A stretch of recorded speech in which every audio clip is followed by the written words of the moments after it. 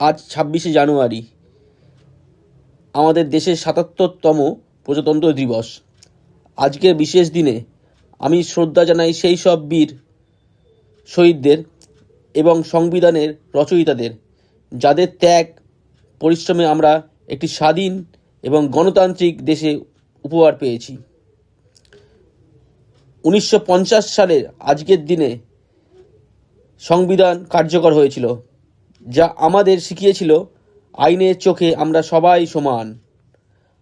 আজ আমাদের শপথ নেওয়ার দিন এসেছে।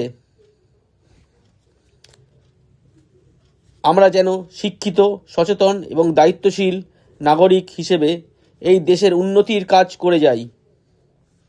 আসুন বৈচিত্র্যের সাথে ঐক্যর সুরে আমরা সবাই মিলে বলি, ভারত মাতা কি জয়, ভারত মাতা কি জয়, ভারত মাতা কি জয়, বন্দে মাতরম, বন্দে মাতরম, বন্দে মাতরম।